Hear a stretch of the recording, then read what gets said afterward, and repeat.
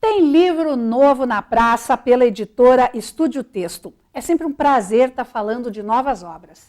E essa que está aí vai falar de perto ao coração de muita gente de Ponta Grossa, porque é um livro que conta a história do colégio, da escola, então Grupo Escolar General Osório, e eu recebo hoje com muita alegria a autora, professora Luzia Borsato Cavanhari. Professora, seja bem-vinda, é um prazer recebê-la. O prazer é meu, Ana Cláudia. Que maravilha! Grupo Escolar General Osório. É a história do Varanas aí, né?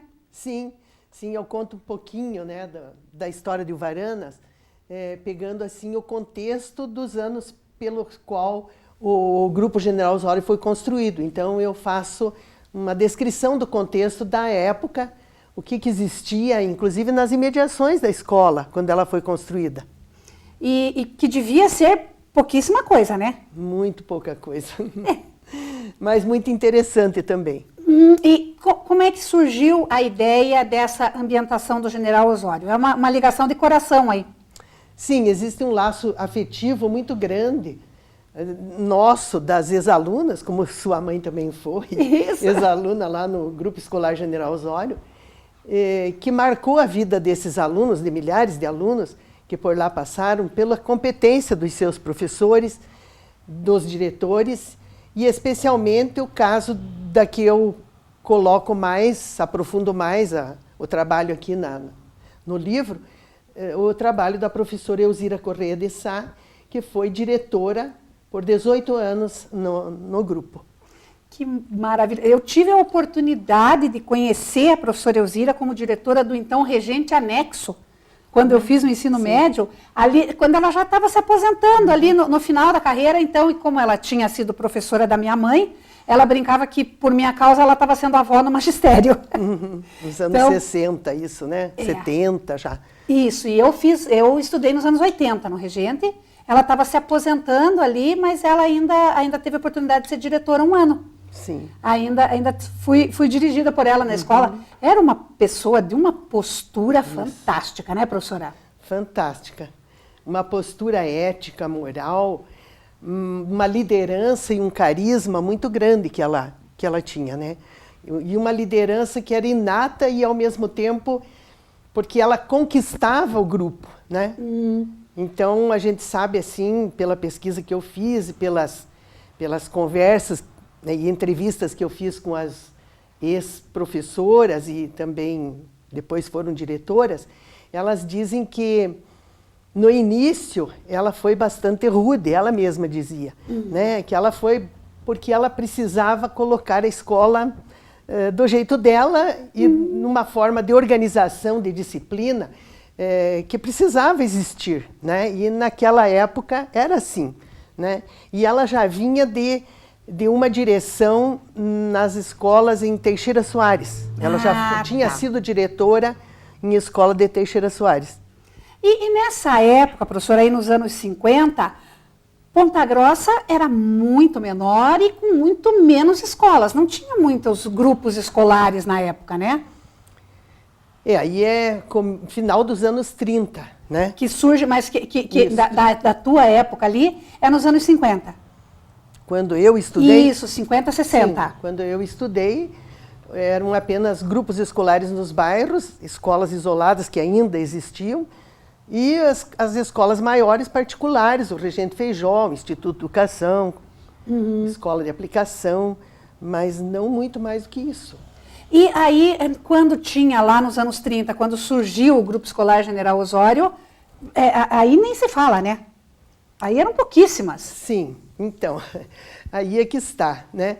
Então, quando eu vou procurar escrever sobre o Grupo General Osório, eu achei importante colocar a escola num contexto social, econômico, político, enfim, de costumes mesmo, da época, e verificar como é que era o bairro de Varanas naquela época, né? Antes do grupo mesmo surgir. E aí eu procuro verificar o contexto educacional do bairro de Varanas, porque né, o meu foco do trabalho seria mesmo o bairro de Varanas. E o que a gente vai ver? Que escolas que existiam na época, né? Eram as escolas isoladas, né? Por que o nome isolada? Né? Porque elas funcionavam apenas com poucas professoras, uma ou duas, e em casas muito precárias, às vezes em salas alugadas, ou em salas que os pais das professoras cediam para que elas pudessem trabalhar. E elas trabalhavam com as 3 turmas ao mesmo tempo, né? Primeiro, segundo, terceiro ano. Né? E aí, então, é que eu fui levantar, né, essas escolas que existiram lá. É a escola isolada do Rio Verde, que funcionava lá perto do Matadouro Municipal. Nossa, imagina lá nos lados da Vila Dalcol, por ali. Mais em frente, em frente ainda, né? E talvez tenha iniciado quando no terreno de pessoas que trabalhavam na zona rural, Benjamin Carraro, né? As famílias Carraro, família Inhata, família Borsato mesmo, que frequentou a escola, Dalcol, essas famílias, né, que tinha lá. E aí a gente também foi verificar que os alunos pertenciam, né, aos filhos de trabalhadores daquela região ali e também de funcionários empregados do frigorífico ou do Matadouro Municipal. Né? Tá. A escola isolada do Rio Verde. Ela funcionou até mais ou menos final dos anos 70, por aí, no máximo. Né? Além dessa, existia a escola isolada do frigorífico Wilson, da Ana Rita, escola isolada do Centenário. Por que Centenário? Porque foi fundada em 1922. No Centenário da Independência. No Centenário da Independência. E ficava em que região, professora, essa? Ficava onde hoje é a Igreja Bom Jesus. Sei. Naquela região da Igreja Bom Jesus. Que bacana. E outras ainda, né? Que a gente faz menção aqui no livro. Mas grupo escolar ainda não havia, porque o grupo escolar ele tinha aí outro status, né, professora? Sim. Frente às escolas isoladas, era outra realidade, né? Claro, claro. Porque nessa época, né, final dos anos, nos anos 30, o governo era chefiado, né, na esfera federal por Getúlio Vargas, no estadual Manuel Ribas, e em Ponta Grossa, Albari Guimarães. E o Albari Guimarães era uma pessoa muito político, né? Mas ele, além de ser muito competente, ele era muito astuto. Como dizia o professor Valdivino Lopes, que foi o primeiro diretor do grupo escolar. Tá. Então, ele diz que, como era um momento em que no governo federal, estadual e também o municipal, eles estavam priorizando urbanizar e civilizar as cidades. Tá. Né? Porque as cidades não tinham assim muito arruamento calçado, praças arborizadas e floridas, enfim. Né? Então, eles começaram a repensar as cidades no sentido de urbanizar, né? E de dar, vamos dizer, embelezamento das cidades, mas, ao mesmo tempo, também verificando-se que havia uma precariedade muito grande das escolas, da educação, aí se começa a pensar em construção de melhores escolas, né? Porque as escolas isoladas eram muito, muito precárias. E nós vivíamos uma realidade assim eminentemente rural, né, professora? A maioria da população estava no campo e não na cidade, né? Sim, muita gente ainda no campo. E aí aqui também eu falo um pouco, mas muito pouco, porque não existem muitos dados, da escola regimental. Isso. Porque o general Osório, em alguns momentos, sediou turmas de alunos, enfim, dos soldados, né? Tá. Então, em alguns momentos, a escola regimental funcionou no interior das companhias e, em alguns momentos, também dentro da escola. E os soldados vinham marchando, né? Com aquela disciplina, né? Olha que interessante, então, né? Elas têm, assim, existe muito essa lembrança também da escola regimental funcionando lá. E que fechou, vamos dizer, as escolas regimentais, final também dos anos 70, por aí. Que eu coloco aqui no livro. Que interessante, professora. E provavelmente a sua pesquisa para o livro deve ter rendido histórias bastante interessantes, curiosas, até divertidas, né? Divertidas, será? Então, você até havia me perguntado no início o que me levou a escrever esse livro, né? Na verdade, parece um ideal, né? É coisa de amor mesmo, né? É amor, porque quem está aposentado não quer mais saber de escola, né?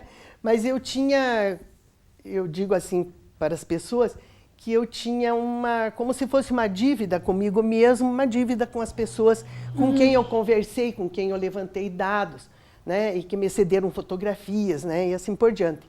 Então, é uma dívida, e que eu estou, né, podendo colocar esses resultados aqui, deixar registrado uma história de uma escola que marcou muito a vida das pessoas, como eu disse no início.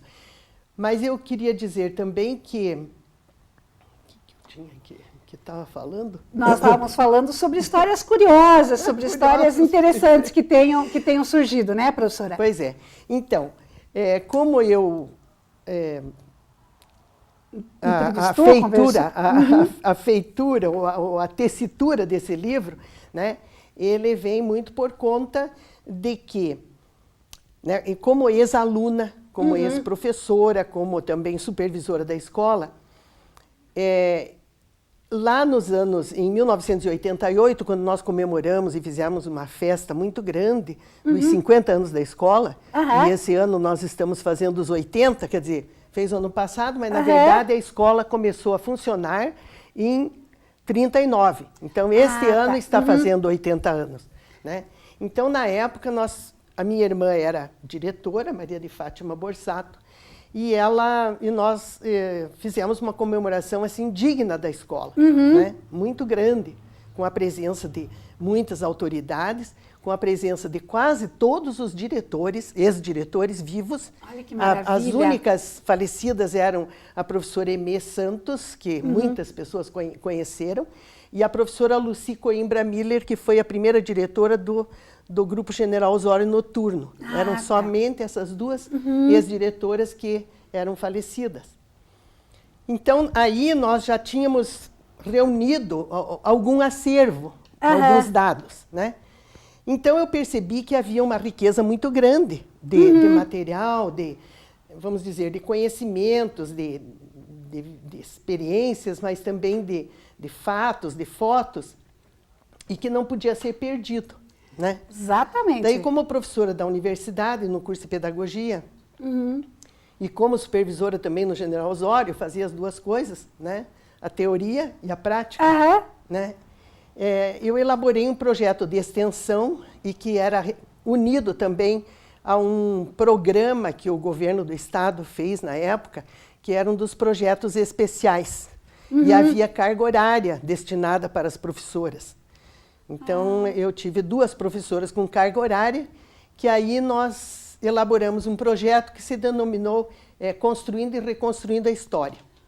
E nesse projeto congregou alunos, algumas estagiárias da universidade e alunos do General Osório, de sextas, de oitavas séries, os maiores, né? E eles participavam da pesquisa. Olha que coisa interessante. Então, eles gostavam muito de fazer as entrevistas nas casas, nas residências das professoras. E o que eles mais gostavam ainda era do café que elas serviam. Com certeza! Olha que maravilha! Era dos cafés que elas serviam, né? Agora, curiosidade, assim, propriamente, né? Assim, em termos da pesquisa, as peripécias que a gente faz, né? 1000 telefonemas, porque você procura uma pessoa que sabe de alguma coisa, e ela indica a outra indica a outra, e você vai formando uma verdade, rede social, um Facebook próprio do General Osório aí. Então, essas peripécias, assim, da gente, inclusive, ir até lá perto do Matadouro, no Rio Verde, para conversar com pessoas que estudaram na escola, pelo menos já nos últimos anos, né? Mas existem ainda algumas pessoas lá da época, lá que existe uma fotografia aqui de 1940 e tanto, cujo aluno ainda estudou lá. E uma das professoras era a professora Genice de Souza Ribas. olha só que, ela né? chegou Nome a de trabalhar escola lá. e tal. Foi nossa primeira dama também, né? Professora, muito, muito bonito o livro. Ele vai, o lançamento nesta quinta-feira, né? O nosso programa está indo ao ar domingo, então o lançamento já aconteceu na quinta-feira. E pessoal que queira adquirir o livro, aonde que é possível? Vai ficar na livraria, pelo site da Estúdio Texto? Sim, pode ser. Eu ainda não conversei com a livraria, mas provavelmente na Livraria Cultura, né? Talvez na livraria ali do shopping, provavelmente? Do shopping, né? Na Livrarias talvez, Curitiba. O pessoal da Estúdio Texto sempre tem colocado as obras lá, o pessoal tem sempre feito um trabalho muito bacana, as meninas da Estúdio Texto. Professora, está aqui o livro. Parabéns pela sua iniciativa, muito obrigada pela entrevista e muito sucesso. E a gente espera novas obras e partindo da sua simpatia, a gente já imagina a leveza do texto. Eu é que agradeço, né? Em primeiro lugar a Deus, que me deu esse dom, que modestamente, né, a gente pôde trazer esse resultado, né? Humilde, né? Simples, mas que eu acho que fica aí o registro de uma pequena parte da história da educação lá no bairro de Varanas, mas que espelha também a educação dos grupos escolares daquela época, né? E agradeço também você, Ana Cláudia. Gostei muito de falar com você, né? Especialmente porque a mãe dela foi nossa colega de infância. Que gostoso, né, professora? Daí que a gente vê como Ponta Grossa é aconchegante, como a gente acaba sempre encontrando laços, né? Verdade. Foi um prazer. Obrigada. Prazer foi meu. E você confere agora a dica de estilo de hoje.